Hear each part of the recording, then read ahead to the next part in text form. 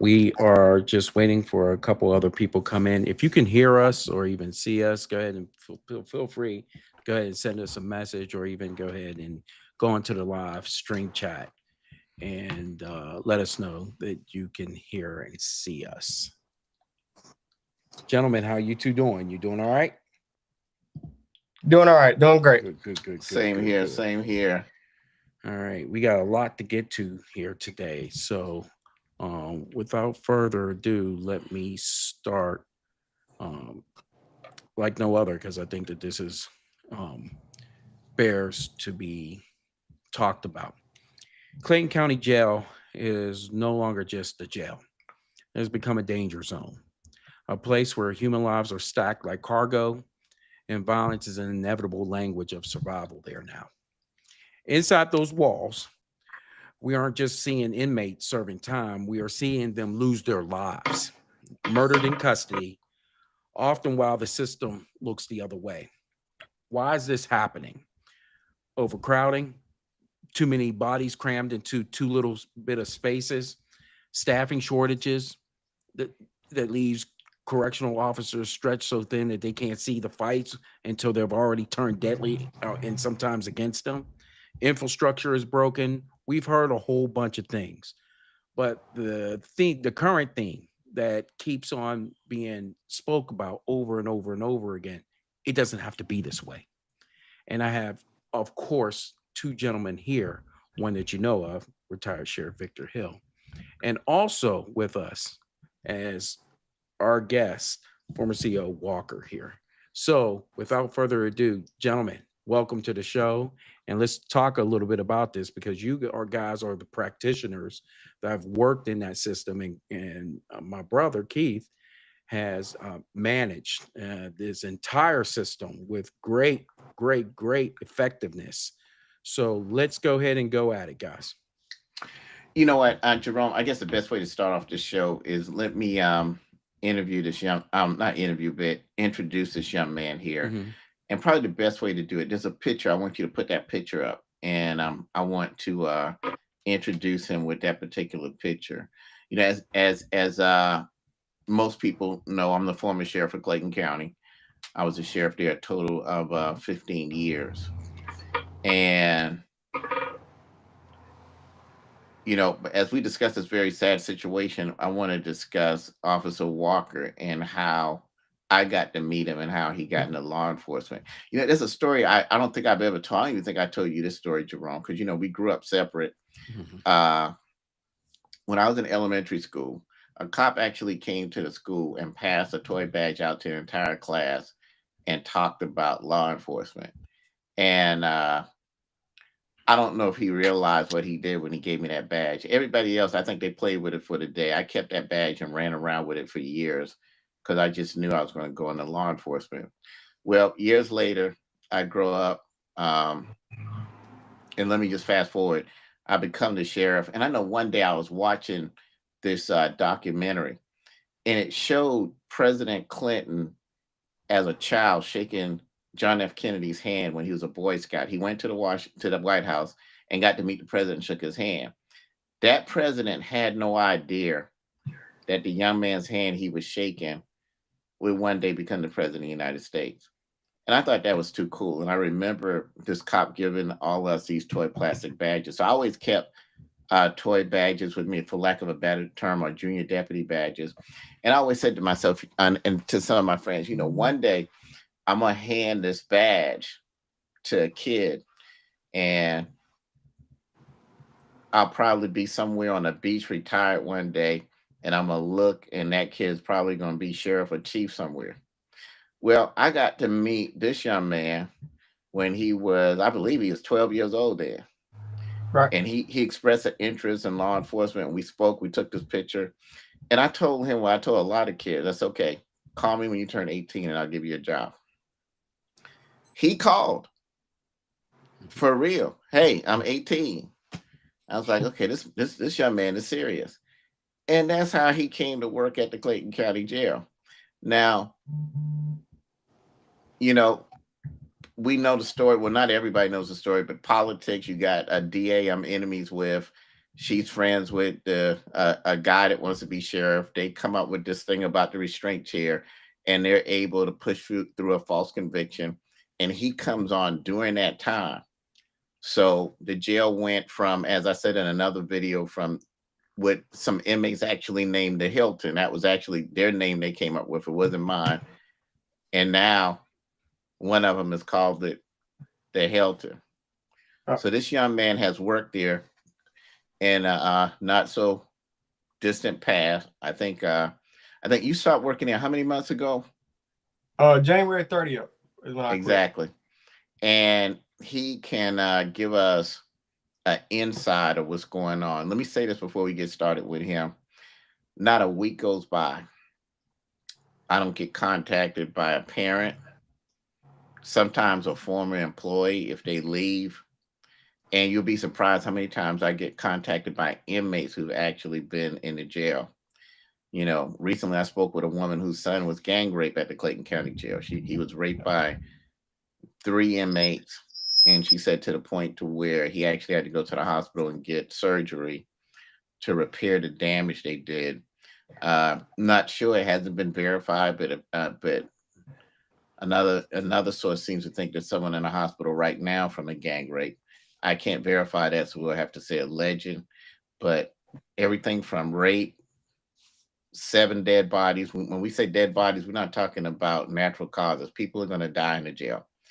They're going to have heart attacks. Those things are going to happen. But we're talking about people that were murdered by other inmates, which is a total difference. And inmates being extorted, their families being extorted, cash app money. If you don't, we'll beat the person up. This is what the Clayton County Jail has gotten to. So what we've decided to do, let's hear from former inmates. Let's hear from former employees. Let's hear from parents. And actually, there's been some former inmates. Mm-hmm. One just contacted me last night that saw the post and say, "Hey, I just got out of jail. I want to come on the show and talk about what just happened." Let's give them a voice instead of everyone hearing it from me. And that way, it's no longer third-hand information, but it's coming directly from the proverbial horse's mouth. With that being said, Mike, son, it's good to have you on. It's good to watch you grow and get into law enforcement. And I believe one day you're going to be sheriff and chief for real. I hope so. I believe that. So tell us about start off. Go ahead and tell us about your time at the Clayton County Sheriff's Office and where you want to start, and we'll ask you questions as it goes. And we got a couple of videos that show the violence. And how do you want to start? You want to talk, or you want us to show those videos and you talk us through those videos, and then you go into your experience? How you want to do it? I want to make a disclaimer first, and then we can show the video. Sure. But it's a lot of misconception that that a lot of people or you or me are speaking out because of we may be upset because another person in that position or whatever. So I just want to make clear that, I resigned January 30th with a 3-week notice. And within them 3 weeks, texts was sent that they have here. Emails were sent to try to fix what was wrong. And I resigned willfully. I went terminated. And this is speaking solely on, I'm a county resident. My sister's incarcerated as we speak for, mental health issues. And, she's forced to be next to a person that's doing crack in the jail. You send a text to the sheriff and nothing happened. So this is not, from envy or because I hate somebody of why we speaking out. And I know this is for both of us. But and I'm glad you said that, because remember, the person that's the sheriff now is a person I actually helped get there. I had no idea that he was going to go on this trajectory. So, I don't think I would help a guy get in office that I hate. It's just that we didn't exactly. It's just that we didn't expect this to happen, and it's a lot to it. So, we all had maybe not high expectations, but we didn't think it was going to get like this. But go ahead. Right, not this bad, definitely. So, yeah. I mean, he lied to all of us. I mean, like I said, I was a big supporter. And he was tough during the intern times. We was getting things under control. Like I said, me and 2 other officers ran the behavior management unit, which is something he came up with, which was 325 of Clayton toughest inmates. And we had that out of every other the jail, we had 0 stabbings, 0 overdoses, 0 killings, when the other jail was still a little bit out of control. And these folks were down here. We was running it. We was being tough. And when he won office, you know, I don't know. I don't want to make any allegations. I don't know if he went on payroll or what happened, but it went downhill. The softness or the strongness turned into weakness. And he from disbanding the SRT team, the new one that he created, and to just allowing drugs to flow through the jail. And completely out of control. And now 5 that they fired. The sergeant that was down there, the last one that was trying to keep it under control. We done had multiple stabbings in Housing Unit 5, which is impossible when folks are locked down 23 hours a day and out 1 hour a day. But I think it's important we show these videos so people kind of get a context of what I'm talking about. All right. Okay.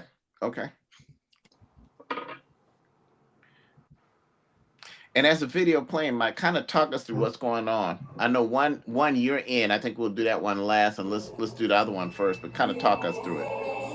Got it. So this here is one of my buddies, and I want to say here, why is he holding a tray or dealing with this inmate by himself? Basically you have no choice. Either you go broke or you do what the sheriff say. I can show you multiple emails that we sent asking for help to run this floor. When this floor first started, it was 5-6 officers on one floor. When he got rid of that SRT team, it left one officer on that floor. When you send an email, you get removed. But I want you to watch here closely. Nicholas Hill, which already killed the inmate before this. Yeah. You know what I'm saying? You didn't even give us a chance to do what you wanted us to do. I know, but the nigga ain't. So he struck this officer here in the face because what he said, he wanted to speak to the major. He know if he got the major down there, the major would have released him from the hole. To keep him chill, to stop him from swinging on officers. But you see, he's a coward. He ran and laid on the floor instead of standing there and fighting. But all right, I got some questions, and there's a lot of meat on these bones we need to talk about in a second. Okay, so I know Jerome. I already know what you're going to talk about. You're going to talk about it from a tactical standpoint, and we do need to discuss that because there are some tactical things there, and no criticism to the officer. But it's a real important point here that a lot of people will miss if I don't bring it up. When I was prosecuted for using restraint chair, the prosecutors asked and made a point of like, if you thought these people were violent, why didn't you just put them in a cell? Okay. And they act as if though they said, and were these people uncontrollably violent at the time they went into the restraint chair? So I just wanted to make a special note. This dude was not uncontrollably violent when this guy was walking him up. They were in a cell. And I hope if those dummies are watching that they get an inside view of a jail that they know nothing about, and why people who have shown the tendency to attack or have made threats to attack, which we call pre-attack indicators, why it's important they're restrained. Now, I will say this, and I know, Jerome, you're going to go into it and everything. He was restrained improperly. All people should be restrained in the rear. There's a particular way to take those cuffs off. But I do want to make this particular point that regardless of that, the methods that we were using to keep violent people restrained stop that from happening to begin with, because those type of folks have to be restrained for observation. And that's an example. And I think we get ready to see another example. I know, Jerome, you got something you want to say, then we'll go back to Mike. Mike, go right ahead. It just, once again, is from a tactical standpoint. I mean, it was just, if it was taught to be that way, you set yourself up for failure. Obviously, I am not going ahead and handcuffing somebody from the front. That's one. Second of all, you have something to say? Or yeah, I did. Just to make clear on that part, which that's the first thing I told him when we saw that video. But that inmate was in the day room. They're violent when they come out and they're not taking a shower. They're cuffed in the front from the day room. So he was actually responding, just putting this guy up from another officer that cuffed him. But yeah, in multiple ways, he could have put him on his knees, all type of stuff. But this was this just showing that inmate did that because he wanted to speak to a major. He wanted to speak to the sheriff, and that was the only way he thought he can get the sheriff down.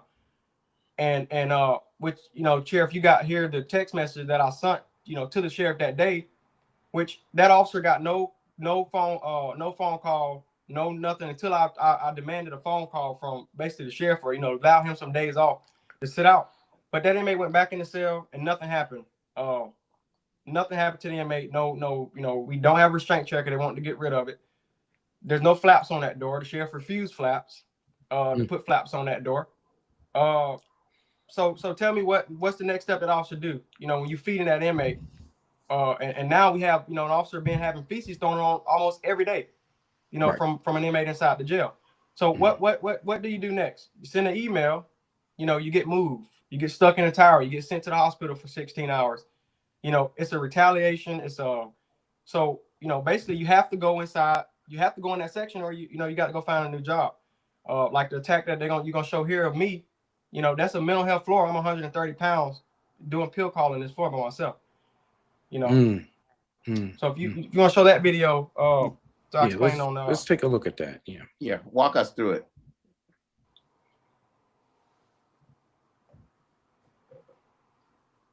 So this is me here working. This is when the hole was in housing unit 3. So here I got swung on by a mental health inmate.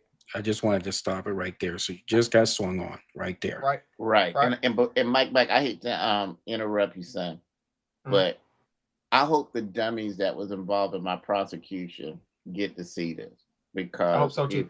Because if you can see the 2 dork prosecutors that were talking about why can't you just put them in a cell if they were violent.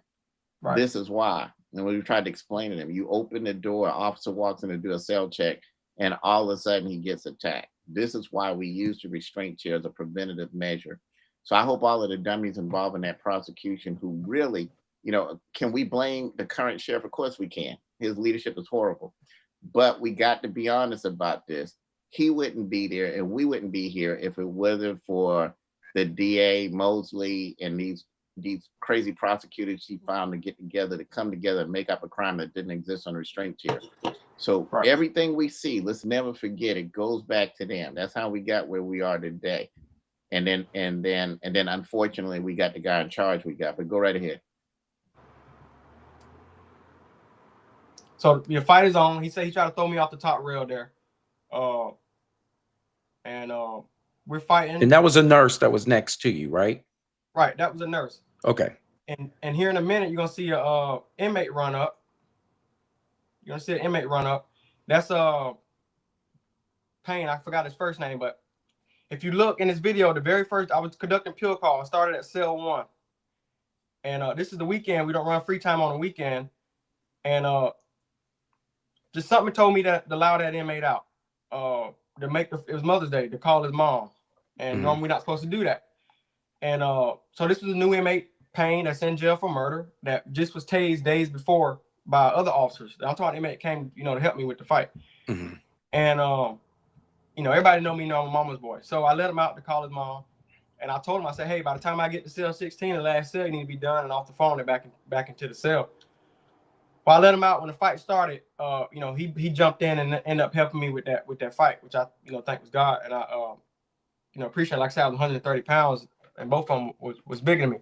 But going into this video, I'm the only one working this floor, mental health floor. And attacks. Jerome, play that video while he's talking. Keep talking. I want to play that video again. Keep talking, Mike. Go ahead. And attacks is gonna happen. Officers are gonna be attacked. We're not here because officers are being attacked. The problem is there's no step to prevent their next attack. There's no type of stern warning to that inmate about touching officers. So after that video, after that situation, inmate went back in the cell, nothing happened. And again, on the flip side, why we need new leadership there at Clayton County, and the biggest reason why I'm here is that inmate has simple charges. He's a mental health inmate with simple charges in the county jail that's not getting medical care, that's not getting mental health medications. He getting stuck in the cell 23 hours a day. And instead of using the money for what it's supposed to be used for, we have a sheriff driving 5 luxury cars. Instead of getting a nice medical crew in here to get this guy taken care of. So he let his psychotic thoughts get to him and he attacked an officer. And texts and emails were sent. Attention was shown to get these guys mental health care. This guy's supposed to be in that Southern Regional Hospital or at a hospital. I think he was in there for theft or maybe sitting at the gas station for too long. And then now we forced to beat this guy. You know, he's in the cell with bed bugs and lice. You know. All right. So there's a lot going on. Jerome, keep it playing while we're talking. There's a lot going on, and you said a lot I want to ask you about. Okay, when he comes out, he's trying to throw you over the guardrails. Isn't that correct? Right. Okay. And by the way, good job getting your root and defending yourself. Appreciate that. I'm not saying I'm happy that happened to you, but with the type of officers that they've hired, a lot of folks would have got thrown over there. Right. You know, up to and including the sheriff. But you was able to stop that from happening. Let me tell you another thing I'm impressed with you, Sonny. Let's talk about your community policing. You know, there's this thing out there about people thinking community policing is making a dance video or getting on TV and crying. But really, if you just treat people the way they should be treated, you're going to build those relationships. So think about this. Just by him treating another inmate in a nice manner, this inmate is running to help him. That same inmate could actually came and helped throw him over. Right. But because he had built a rapport with that particular inmate, that's what happened. And you know, very, very interesting how that's what I call real community police in there. And that's just doing your job but being fair at the same time you're doing your job. And Right. that's what pays off. So I want to compliment you on that. I appreciate that. I appreciate that. And I want to point out one thing. Just by some officers that was there when you were there, and some inmates that was still there. With this incident, all the officers when this happened, I was gonna say it was one officer or sergeant that responded, right, in this jail with 1,500 inmates. One officer responded to this situation. As you see, I didn't have not one chance to get on the radio and call it out, right? So one sergeant responded, help me get this guy under control, cuff this guy, and came and helped me. But when an officer was touched, I remember other officers used to say that was working under you that, you know, used to show up to the house when this officer was sitting out sick. You know, that inmate knew that he wouldn't do that again. You know, a point was made. And after this video, I didn't take a day off, which the captain that charged this inmate was surprised. Like, you know, wow. But, you know, I had to go right back to that floor the very next day by myself with no further assistance. You know, so that further you to go send an email asking for help, you know, and boy, you tag the sheriff in the email, that pisses the sergeants off, the lieutenants off, you know, and, you know, that moving you somewhere else, that's doing other work. So I just want to point that out as, you know, to why you see so many people maybe speaking out or so many people pissed off. You know, it's not because of this person is in that spot or not the main goal, you know, so it's a lot further behind it. This is one of those things where I could say your height saved you. He as my brother was talking about, you were rooted pretty well, but your height saved you on that one too. Of course, if had he done something a little bit more forceful and some pushing, we were probably talking about a different set of circumstances. But I guess he didn't. He had some preservation methods too, that he didn't want to go over the railing with you. But I just wanted to say congratulations on that. And a lot of people on the chat are saying the same thing too, because everybody can see it for what it is. That could have been an unsurvivable moment. Right. Absolutely. Okay, let me ask you a few more questions.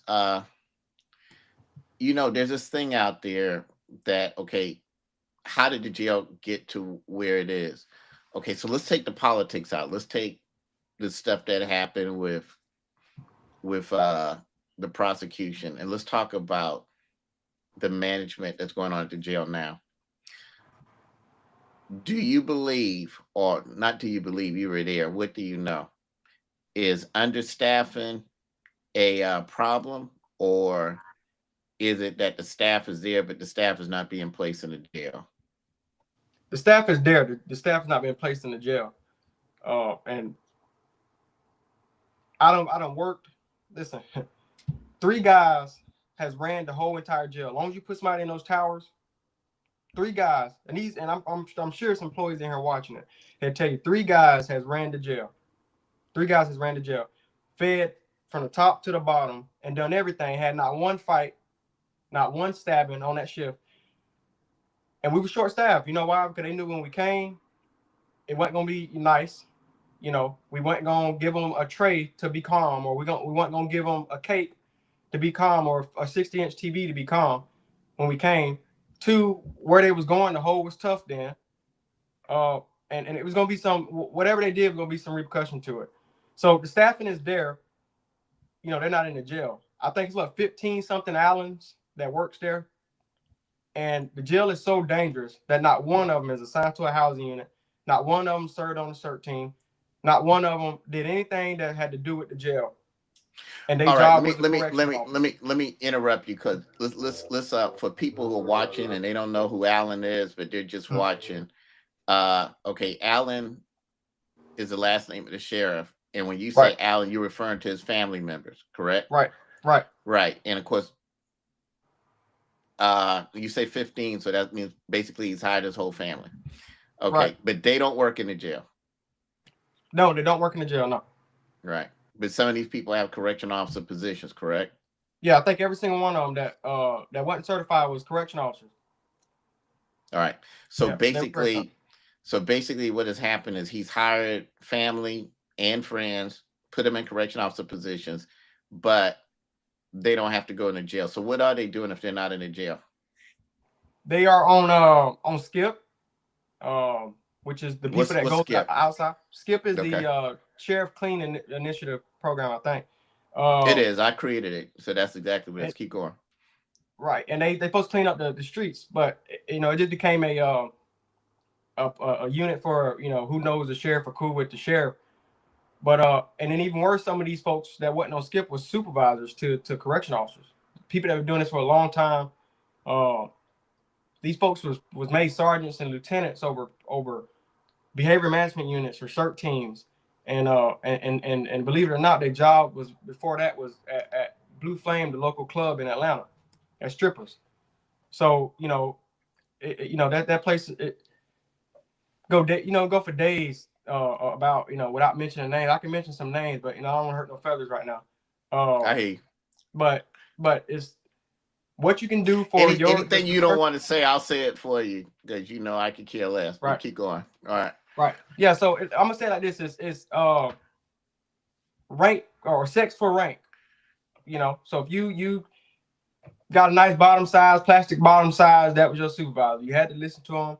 You know, this person is telling you, you know, that what your use of force, that they never did a use of force, never worked the hole, never fed, never done none of this, telling you, you know, how to use force or that's not right, you know, writing you up, which is one of the last things when I quit was one of the last straw when I had a use of force.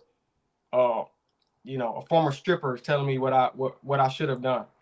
Christ on a crutch. So basically, I see you got a lot of folks on there backing up what you're saying. So basically, in a nutshell, you're saying that family members are hired, women, if they have nice bodies, are hired, and it's kind of a pay for play situation. If you're family, if you're friends, if you're a girlfriend, a potential sex partner or something like that, or probably not potential, then you get a job, you get a promotion.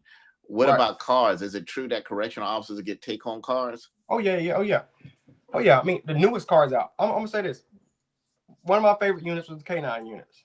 One of my complaints was we had K9 officers creating wooden cages in the back of old patrol cars with no AC and had dogs in them, or cars breaking down on the side of the road. K9 officers, the ones out there fighting crime, finding dope, is driving in piece of junk cars, while, you know, this former stripper is driving in this brand new Dodge Durango with lights on it, that ain't never shot a gun, that ain't never went to mandate, don't want to go to mandate. And then even worse, she's getting paid $30 an hour to do it. She's making more than the people down in the jail getting stabbed to do it, and she's making more than the deputies out on the road to do it.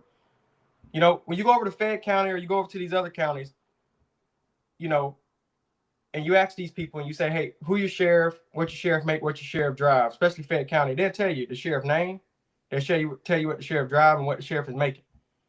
You know, out of 200,000 people, 11,000 people voted in the last election here. And this stuff is kept, you know, so secretive or so in blind that, you know, the folks can't even tell you, who's on the staff or who in the command staff here at Sheriff's Department. Family is 90% of the command staff. We have a colonel, and I'm gonna talk about it. We got a colonel now, actively now, that got hired, went to mandate. This is number 3. This is Clayton 4, number 3 in charge. He was Clayton 4 when I was there. Number 4 in charge, a colonel, just got mandated. He got hired. He got sent to mandate over people that have been working in the jail and that have been there a long time. He got sent to mandate. He got certified. He got promoted to colonel. All right. He got without ever being a cop before. Never been a cop before. What's worse, this guy got put on the SWAT team. Come on now, quit playing. Colonel on the SWAT team, and making $200,000 a year in overtime. Now you can ask everybody that's on here. You can ask anybody that's there. Where's this overtime at? It's not in the jail where we're short.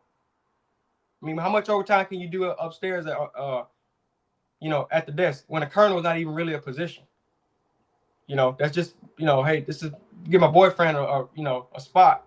Let him walk around with some rank and a white shirt. This is a young guy. So I see if it was somebody that like you had a colonel Ficini, that was a military expert guy that done plenty of time in the military. He's actually somewhere else now doing great, running another jail that got problems.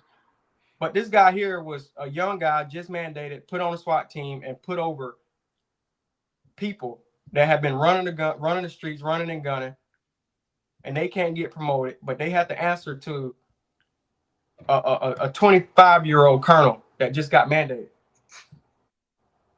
And I think I know you're talking about, and I think somebody just commented on it, and I think it's somebody who was the best man in his guy wedding, who's right? the sheriff now. Yeah, I think I know exactly who you're talking about. Right. So, Jerome, what you got to say about all this, man? Guy never been a cop before. He's the best friend in the current sheriff's wedding, and then he becomes 4th in command in the sheriff's office with no experience. What's your thoughts on that? My thoughts next are, we're talking about inmates getting killed. We're going to be looking at deputies getting killed. Right. That's where we're heading. This is so inevitable that we can go ahead, and if nothing changes, we can go ahead and put that on the bingo card right now. Somebody's going to win that, and they're going to win big. Unfortunately, it's going to be much to do about a tragedy, but that's what we're looking at right now. Because I could tell you right now, even if you're talking about some of the mental health issues that we got going on, that people are going into, they're not being medicated and so on and so forth. I know from experience, you got a problem. Now, you let one of those people have some type of skill sets that is better than your training, you got a big fucking problem that you're not going to be able to handle.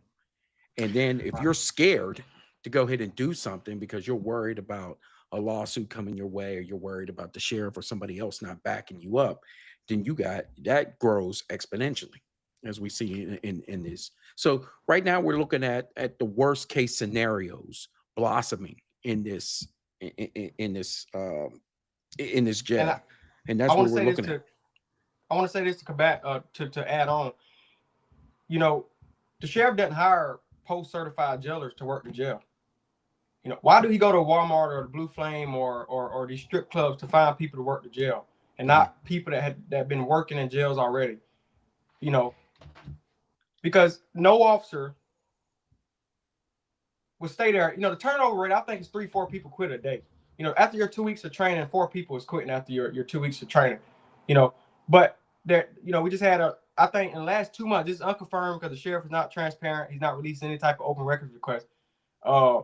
But I think almost 10-something officers have been arrested in the last 2 months for corruption related, bringing drugs in or something like that. The latest being an officer, Lewis Allen, the same last name Allen, who was employee of the month before that, and just got jail certified. Didn't even last that long.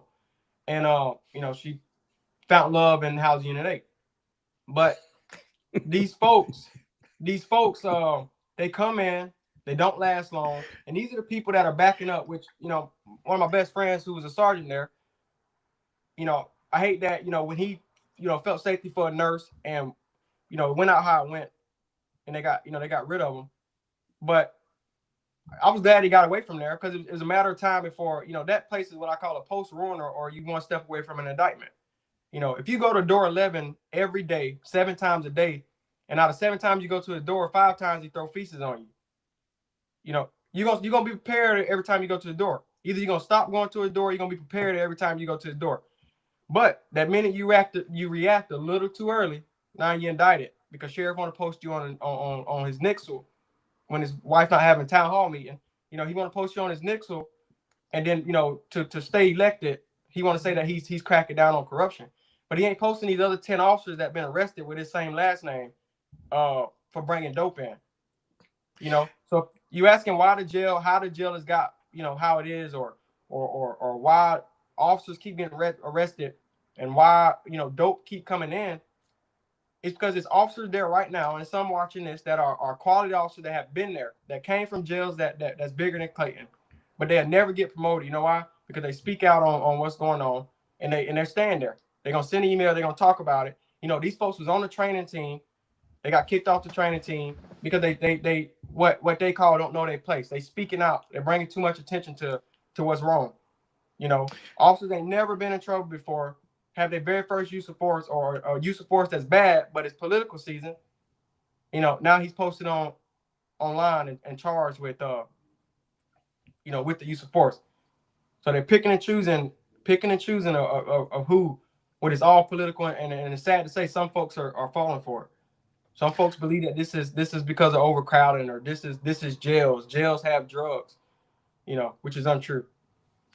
All right, so let's do this. Okay, first of all, I want to acknowledge there's a lot of people making comments, and there's some people saying they want to come on the show, and we will give you your opportunity to come on the show and speak. I think it's important that we give a platform to former employees and parents, because unfortunately, we don't see any of this. The local media is not covering it for some reason. I think it's very interesting that a female was arrested for bringing drugs into jail. A canine officer was arrested for bringing drugs into jail in the last 3 days, but nothing, no notification to the public, no stories Right. with the news media. So I think there's a lot of people with a lot of stuff to say, and we want to hear from them. But even more important, we're going to give our former employees their chance to speak.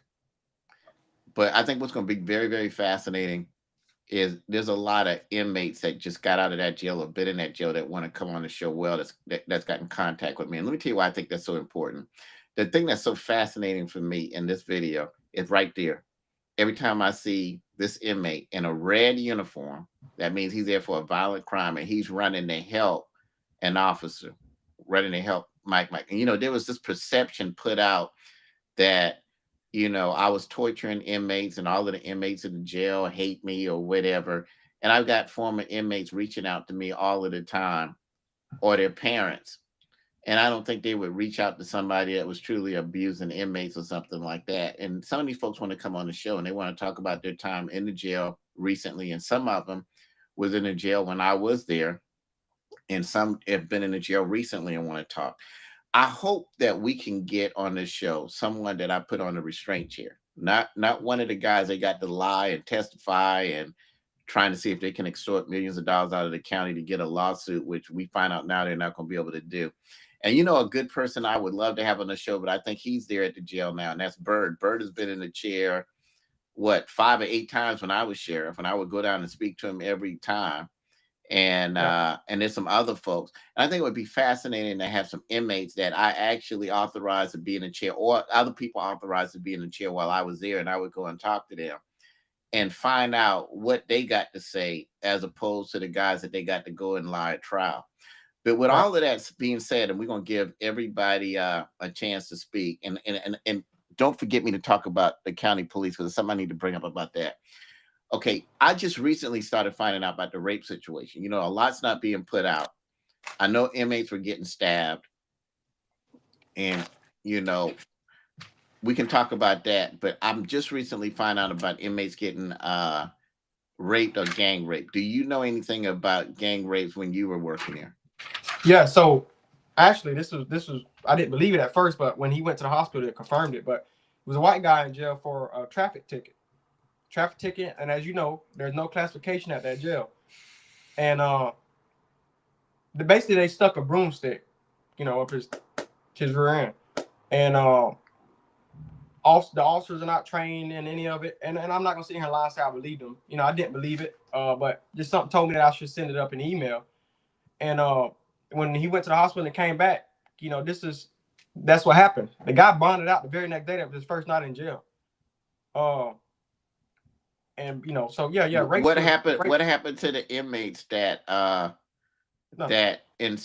raped him with the broom? Nothing. They probably got Come another on now. broom. Okay, and I talked to a mother 2 days ago whose son was gang raped by 3 different inmates, and of course you're not there now, but it'll be interesting to see if what I've heard is that there's another inmate actually in the hospital now for being raped. Okay, let's talk about drugs a second. Well, no, before we get to there, let's talk about stabbings. About how many stabbings you think occurred while you were there?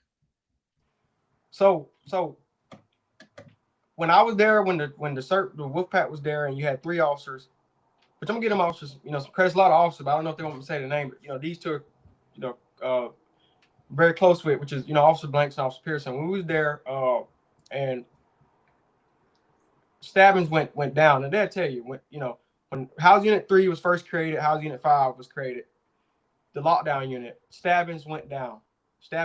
Maybe 1 a week there at the jail. And it was secretive. You had to go do investigations to find out who stabbed him. Now, on my way out, when he disbanded the SRT team for some personal reason, or when you send an email, he get rid of the team. You had about 4 or 5 a day. That was just on the 6 to 2 shift. That's 6 to 2. So that ain't speaking on 2 to 10. That's not speaking on 10 to 6 a.m. On my shift, it was about 4 a day. It wasn't a secret. The guy, when you get there, the guy will have a shank in his hand telling you, get this MFer out of there. And you know what the sheriff then response is? They grab the victim, pull him out of there. They leave that guy there. You have some sergeants that are on my watch. You have some sergeants that are like Sergeant Strickland. He went to school in the area. He knows some of the folks, so he can go in there and say, hey, put these shanks on the table. Some of those guys will put the shanks on the table, but that's very few. And these guys will keep this shank. And then this guy's put an orientation, or this guy's put another unit, and he stabbed there as well. Every situation that goes on, there's no shakedown. There's no step next to prevent the next one. 0. And so after this death that happened, to speak on the stabbings, even though this guy wasn't stabbed, but just to say after the death, I guess he tried to do some type of shakedown in House Unit 5, the whole, which you never had to come down and shake down when we was there. They went and did a shakedown and ended up getting feces thrown on them.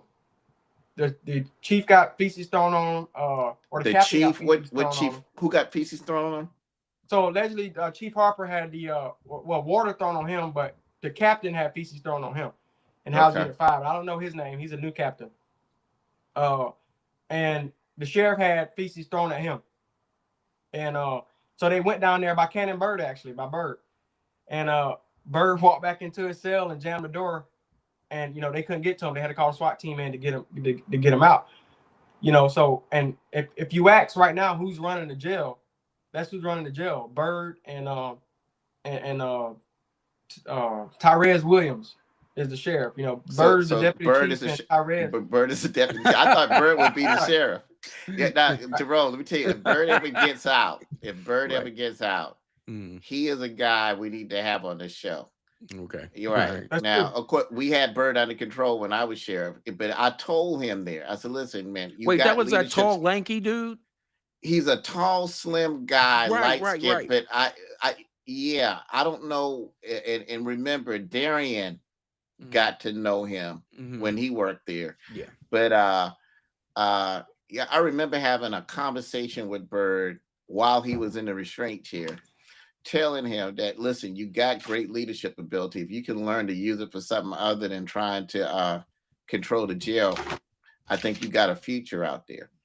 And before Bird went to prison, he became a model inmate. Matter of fact, there's a video, and we'll play it on the next show, of Bird telling another inmate to act like he got some sense before I come down to the unit. He said, hey, the sheriff is on his way down to the unit. Why don't you just chill out? And Bird is complying, got his hands behind his back and everything. So he was under control then. Of course, now And go ahead. And now that he's back, of course, he knows I'm he's not running there. it. Of course, he decided, well, he should be the sheriff. And I mean, he does have the leadership qualities to be the sheriff, unfortunately, even though he's on the other side. But go ahead. Right. And I want to point out here, which is important. Bird first day back.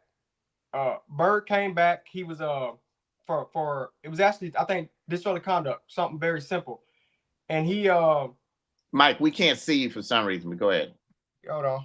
How about now? Okay. Yeah, go ahead. All right. Bird he came back for disorderly conduct, something simple. Came into jail, and he was in a hole. And we had an amazing captain there, Captain Grady. And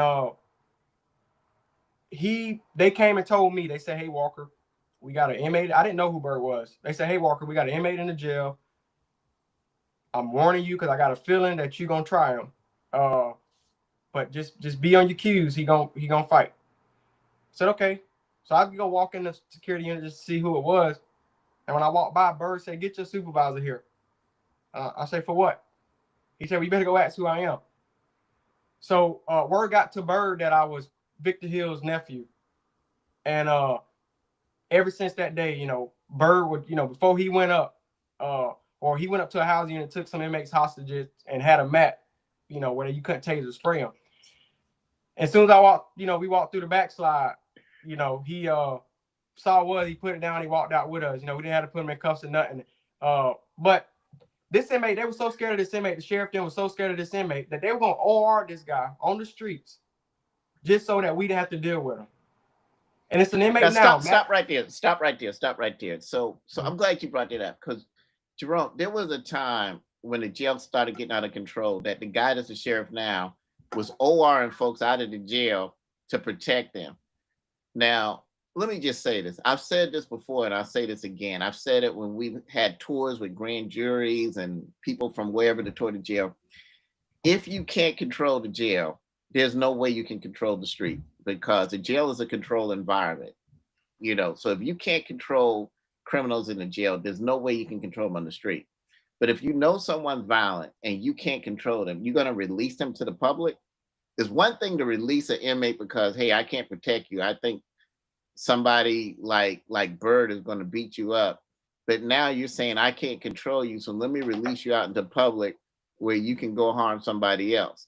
Right. Think about that for a second. Go ahead, Mike. Yeah. So you have Matthews Devin, who was just stabbed, almost killed. Housing Unit 7. That's a whole nother story. We'd be here for hours, man. But this guy came to jail for murder. He beat his murder trial. You think he'll beat his murder trial where he can go home? Well, he didn't behave a single day while he was in jail. He was able to trick multiple nurses to bring him dope in. He just was bad. He stabbed people in jail. He just, bad inmate. Well, he's so bad. He's such a problem to Sheriff Allen that now, as we speak, they're working to have him released. The jail is working to drop charges that they filed on him, to have him released onto the street so they don't have to deal with him, or to stop him from getting in any further trouble or getting more charges. Which I think is a decent inmate. He was a decent inmate down in 5 when we had control, and he was locked down 23 hours a day. But when they called down and had him released because his mom or his uncle was a lieutenant or whoever, he's running the jail, which he's not as high as Bird and Tyrese Williams, but he's further running the jail, and just here soon as those charges get dropped, he'll be running the streets of Clayton County. And that just goes to show that the jail is, if you see I say a daycare center, and Lamont the daycare director, but that the people that are running it, the board of commissions are Williams, Bird, and the rest of them. And I posted the other day that he, after the killing, an investigation is being done, but he said he hired DoorDash just to keep everybody calm. He gonna give them Newport cigarettes. That was the thing. We got on his butt. He was gonna hire the little cigarettes to hand to the inmates because Gwinnett County does it, but Gwinnett County got different type of inmates. These inmates have been acting out every single day since you've been sheriff, and you think And then I just got a text that Matthews is an inmate worker, you know, guy that then stabbed and attacked officers. But I forgot where I was at, but I think yeah, what you're trying to say is this. What you're doing is it's kind of like when people pay their kids to do homework. Hey, if you do your homework, I'll give you $100. You're supposed to do right, your homework. right, So we never, when I was there, hey, listen, if you be a good inmate, we'll have a pizza party. And that's what you're doing is you're negotiating with terrorists. right. And once they detect that weakness, they're going to take over. Now, one thing, let me tell you something about guys like Bird, and I hope we can get him on the show. Uh, you know, they will go as far as they know they can go. If they know they can't go but so far, they're gonna act right. As I wish I had that video that we could put on there right now with Bird talking to this guy, telling him, "Hey, you need to comply and wait till the sheriff get down or whatever." But if they detect any type of weakness, if they know the leader is weak, they're going to take over the jail. I'm just surprised that Bird is not the sheriff. When you tell me some other guy's the sheriff, I thought the other guy would be the chief deputy and Bird would be the sheriff. But go ahead. Well, see, I'll even Tyrez the sheriff. Tyrez the sheriff because his mom know the sheriff. You know, they think his mom is you know, the bond they had some type of internal you know, relationship. That's why, you know, Tyrez the sheriff. You know, Tyrez Bird can be the sheriff, but see, normally at the sheriff's department, the chief deputy and the sheriff know each other because they work closely. But these two, the chief deputy and the sheriff here, don't know each other. You know, but Tyrez just get more of what he wants. That's what makes him the sheriff. And Tyrez actually can reassign officers off floors. You know, he'll tell the captain, "I don't want this guy on the floor," and you know, Tyrez, they remove this guy off the floor. Right. And Tyrez, you know, one day it got so bad, you know, Tyrez, I told the major, I said, either y'all gonna pick Tyrez or you gonna pick me. This guy had just threatened to attack an officer. I put him in the hole. Well, when I got back the next day for my next shift, he was released out of the hole into the next section, which is the step down unit where they can stay out a little bit longer. And I said, no, he's not gonna be walking around me when he's making threats. And then if I tase him, you know, you're saying that I should have de-escalated more. So I told him either you're gonna pick me or you're gonna pick this inmate. Well, they didn't pick nobody. What they did, they still picked Tyrese Williams, but they just moved him to another unit so another lesser trained officer can deal with him. Right. Right. So what makes Okay, you let's both talk about. believe this? No, go ahead, Jerome. I'm sorry. What makes you both believe this? Now that we're hearing all this stuff that's going on, what makes you both believe Bird can't come on here now? If he's Well, running in jail, shit right? like Well, that, you're he could probably right. come in and go ahead and do this show. You're probably What? right. He probably got a cell phone and watching now. Bird, Easy. if you watching, we'll get you the link and come on. Or he'll go to he gets sent out to the hospital. And I know if he gets sent to the hospital, he can walk straight on to one of our podcasts because the hospital, you know, they release folks from the hospitals. You know, they act like it's escapes, but you know, people get out, allowed to go get haircuts and go get food, steal trucks, and then they turn themselves in. And it's just a matter of time before it happened again. So if Bird hear us, he see us, he'll probably arrange a doctor's appointment and be walking the streets of Clayton County, and then we can interview him. Yeah. That's absolutely right. Okay, let's talk about drugs in the jail. So we got a K9 officer that just got locked up for bringing drugs into jail. No release from the administration. A female, ironically, her last name is Allen. I don't know if that means she's related to him or not. I mean, there's so many. It could be a coincidence. I can't confirm that or not. I don't know if she's related or not, but I know there's mothers, sisters, cousins, nieces. I think the whole family is there. So maybe she is, maybe she not. But let's talk about drugs getting into jail. How much drugs did you see in the Clayton County Jail when you were working there? Man, I think it was, now that I've been to another jail, I think it was more drugs there than and I ain't never worked the streets, but on the streets. We had calculated drug dealers that we know were drug dealers. We sat and watched. We had an officer, Officer Samuel used to work at Fulton County. He was actually on the gang investigation team at Fulton County. And that was his thing, was investigations. And we watched the guy. We calculated evidence on this guy. We took pictures. We sent it. We knew he knew the sheriff, but we were gonna get him. You know, we were gonna get him. We were gonna put him in the hole. We were gonna take everything he had. So a guy walked to his door, went, got some dope, put it in his top pocket. He walked back down to his cell. So we thought that was the time to go in there. 2 seconds later, that inmate was high. So we confirmed that was dope. That was enough to go in there and get this guy. We go in there, we cuff this guy. We take all his property, we put him in a hole. Well, he tell us the minute I get to that phone, I'll be released from here. Well, we say, let's see it. We walk back to the tower. We say, you know what? Let's pop him out. Let's see. He get on the phone, and Clayton 1, now it's Clayton 1. It used to be SO1. It's Clayton 1, which is Levon Allen, or Levanka, like I like to call him. He called out to the tower, and he say, hey, do you have a such and such down there? And I say, well, I didn't talk to him because I didn't talk to him, but another officer say, yes, sir, we got him down here. He say, release him. Well, Sam say, but sir, you don't want to. He say, are you trying to get placed on administrative leave? I said, release him. So a guy that we done proved was sold dope, that was selling dope in the jail. And this is where my rumor come from, that he's on payroll by dope dealers to allow dope to flow through. But this guy was released back to the hole to go any further. And then I just want to point out this one thing where I got a text to say here. When the behavior management unit started up and opened up, we had a problem where the inmates started to get high, and we was curious to know how it happened. Turned out it was an officer down there that was dirty, but that was on the 13. But the guy had dope. The guy had dope down there. We told the major, we're like, Major, what's going on? Major called a meet and said, hey, if I catch you, one of y'all dirty got dope, I'm gonna put you down here with these guys 23 hours a day. But that didn't work. The guy brought dope in after the meeting. But he went, told those guys, we told Major, we found the dope. We went and popped these guys in the hole that had the dope.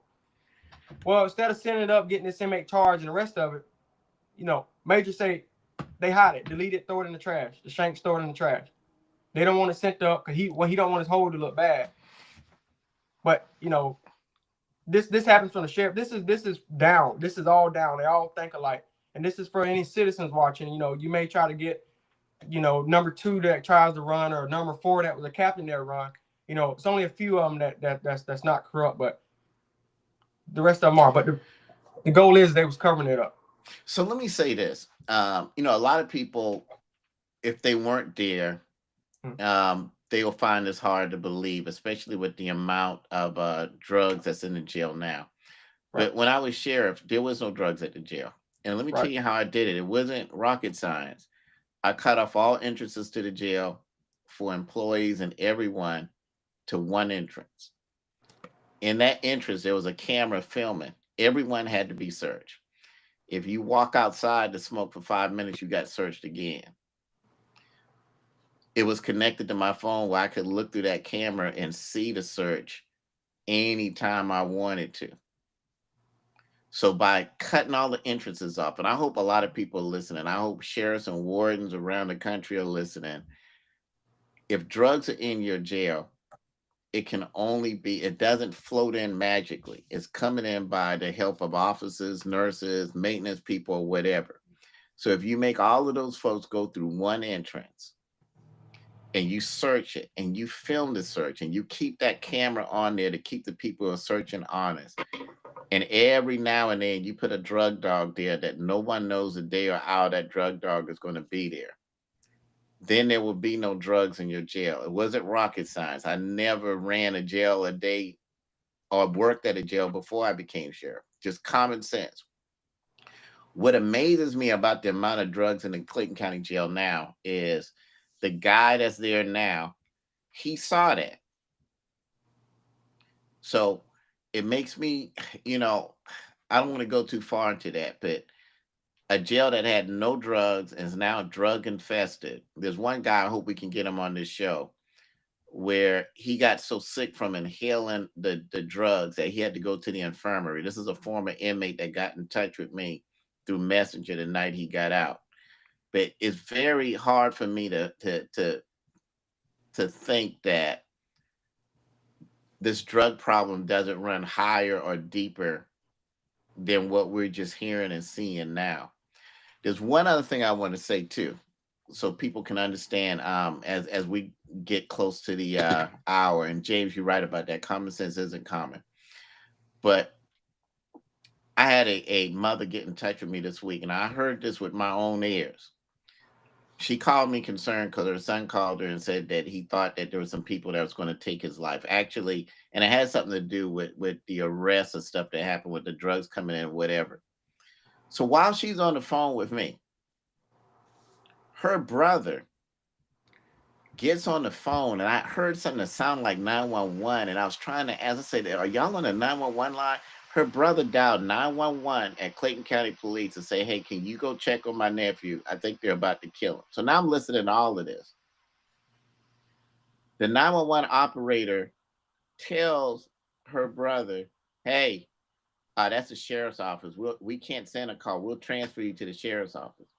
Right. They transfer them to the sheriff's office. And then when they get to the sheriff's office, they're put on hold. Then they're transferred again. Then they're transferred again.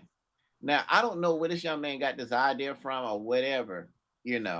I didn't tell him to do it, but it's actually a good idea. But they were so afraid for him. They dialed 911 to say, please send a car to the Clayton County Jail to check on my son, which would be his nephew. And to hear them get transferred to the place where they couldn't get through anyway, which is why they called that, was very fascinating, and to see the runaround that they got.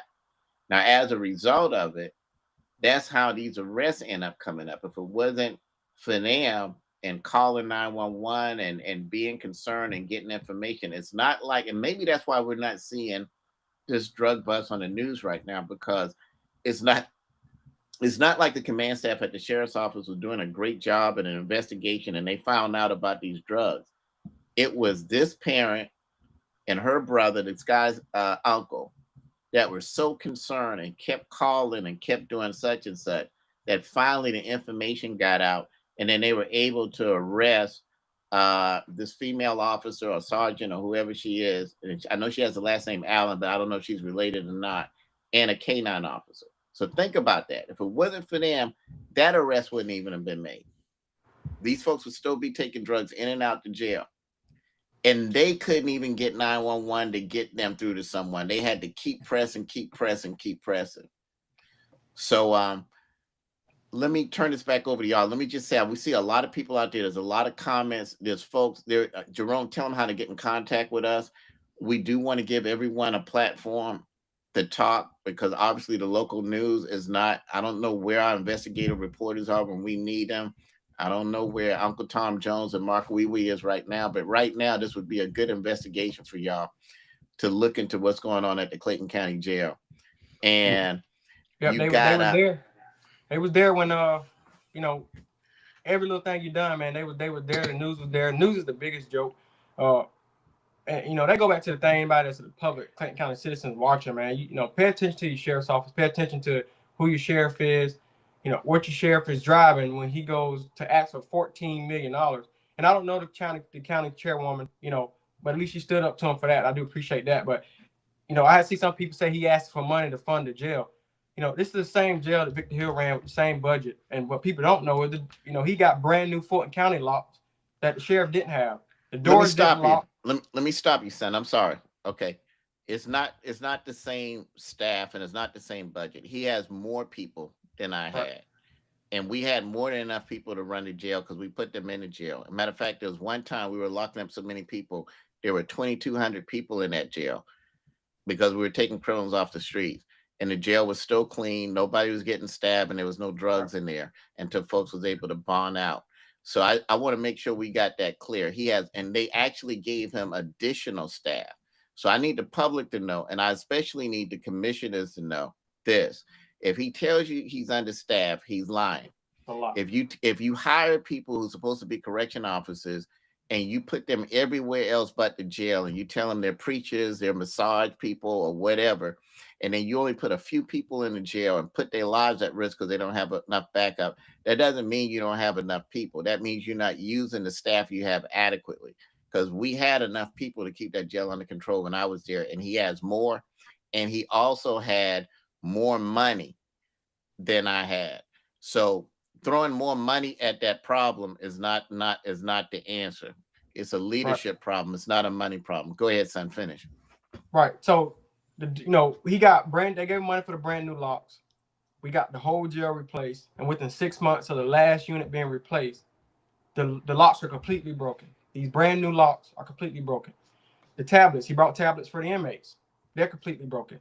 The inmates are actually using those tablets to go out on the outside to pick up drops on the fence because they can make phone calls with them. So essentially, they were paying guards to bring phones in.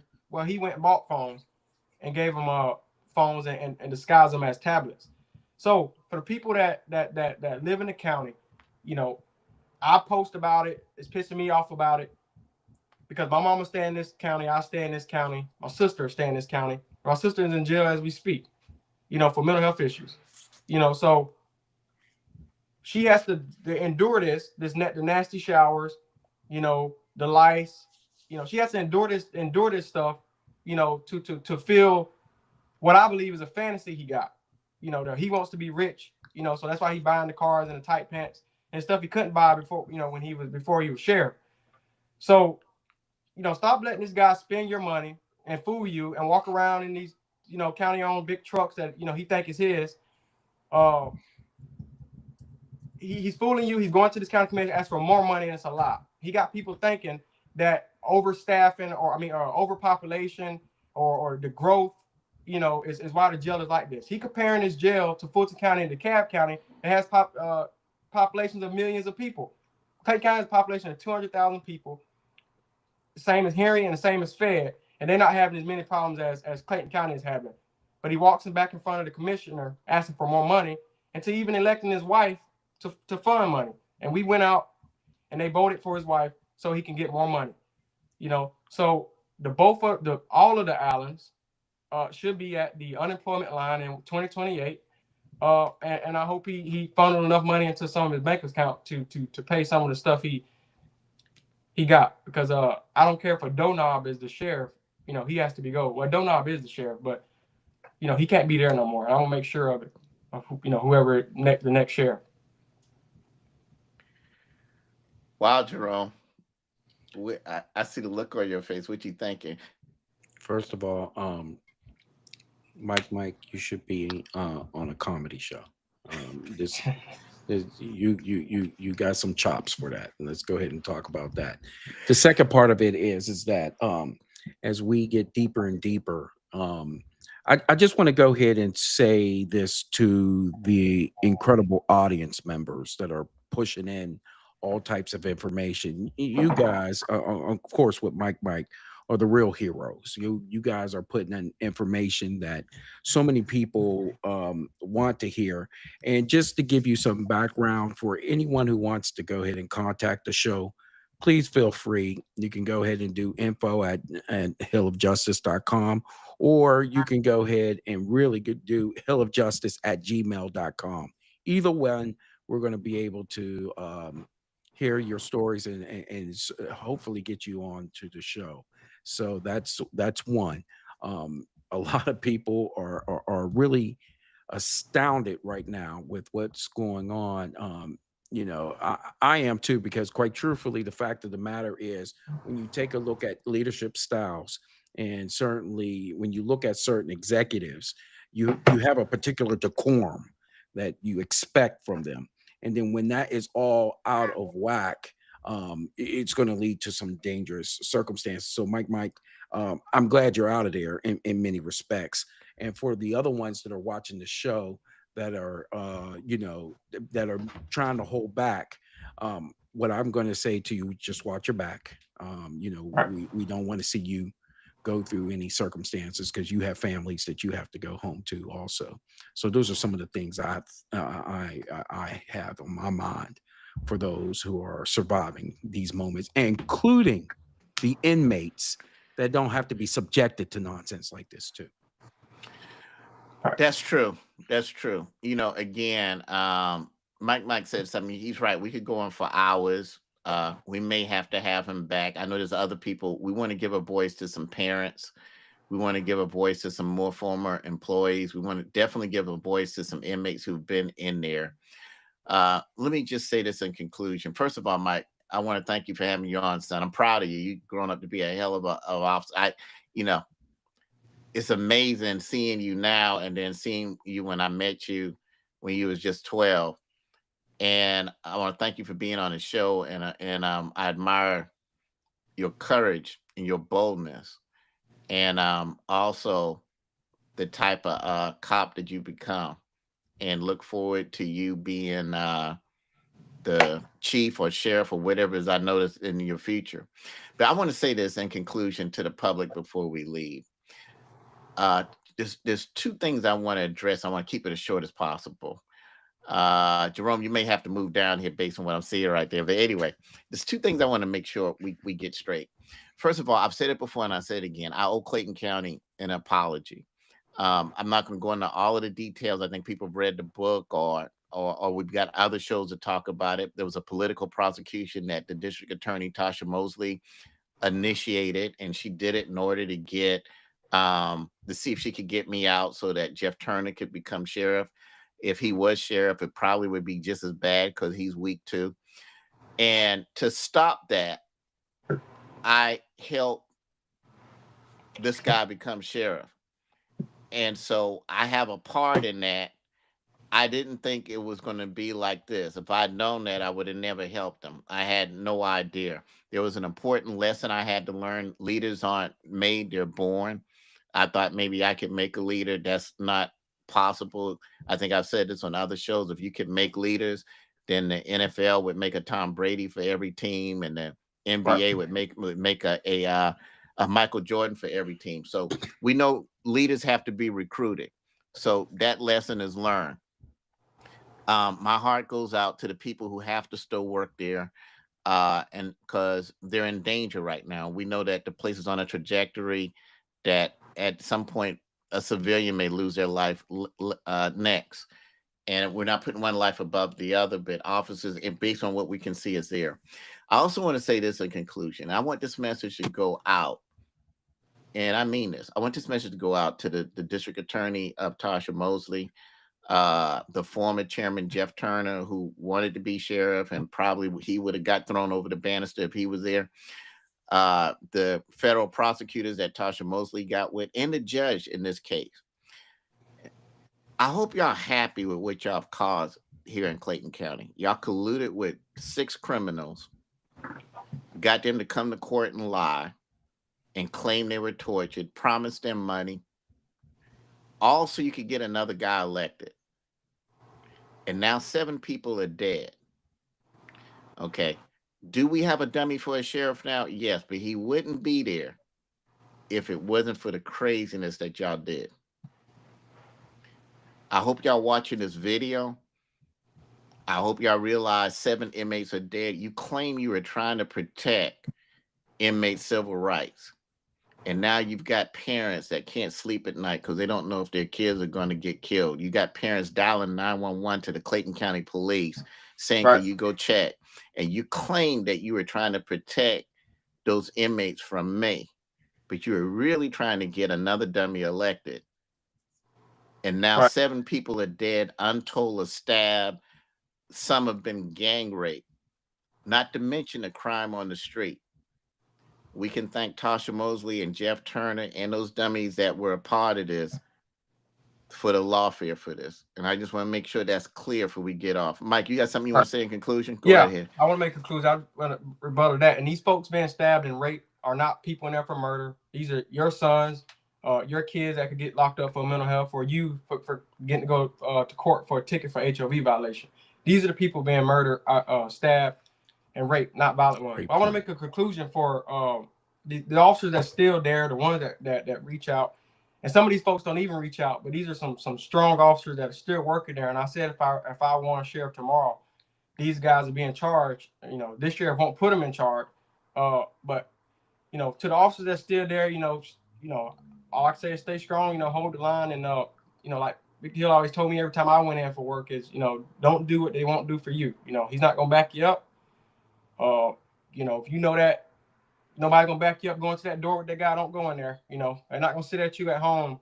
You know, when you got a swollen eye or you can't feed your family or you can't make overtime to pay bills. So, and the person that sit by and just allow it to go on and don't say nothing and think it's cool is just as worse as the person that's doing it. What I mean by that, the command staff people that are there, if I got anything to say when whoever the next sheriff is come, you know, everybody's getting pointed out that should be gone and out the door. For the people that just want to sit by and be quiet. But for the citizens, I ask you pay attention, do open records requests, you know, do frequent open records requests, get these body cameras of these correction officers that's in there, and don't be fooled by the TV show that you see on reels or wherever it's at of you know these things. The criminals are really running the streets. People, kids are dying, not in the jail, but in the jail and also out here on the streets. So the news act like they don't want to show you, and Reels TV won't show you. So when next time you head to these polls, you know, think about that and you know, learn these politics and know your governor, email your governor, and hopefully, you know, like they did, you know, Sheriff Hill, you know, they can, you know, do what they're supposed to do and remove him for when 7 people die. But when somebody's sitting in the chair for, you know, with no injuries, you know, they remove him for that. But, you know, they're gonna continue to allow your kids to die and you know, you don't see a problem there. So I just pay attention. Pay Good. I mean, attention. you did a great job, Mike. I'm also very proud of you also on I that end appreciate of it. it. I will tell you this, that the engagement that we received on this live episode, I would encourage everyone to share on your social medias. Certainly like, subscribe, continue to comment about these pressure burst pipes every single day. And as you know, pressure also makes diamonds. So we can make some noise. And this is one of the shows that I could say that really got the engagement and the ire of the audience, and particularly the individuals in Clayton County. Brother, you have any last words to say before I wrap it up? No, no, I think you've opened the doors to the church. You know, again, we appreciate everybody being here. Please like, subscribe, and share. And make sure that everyone that worked there, we're going to give you your chance to come on and give you a voice. If we have to come on 2, 3 times a week, we'll be happy to do that. Mhm. And also, any former inmates, I know 2 have gotten in touch with me or whatever. Well, more have gotten in touch, but 2 have gotten in touch with me about being on the show. We definitely want to hear from you, and we want to hear from the parents who've experienced their kids being raped, robbed, and murdered in that jail. And we're going to stay on this until we get something done. I agree. For all the audience members today, thank you very much. You did a heck of a job, and you're part of this community, and we want to make this community grow. Continue to go ahead and tell others to subscribe to our channel, certainly like and make all the comments that you can. Just wanted to go ahead and let everyone also know that I am getting bombarded, not only here, but also on our social medias. This is incredible news.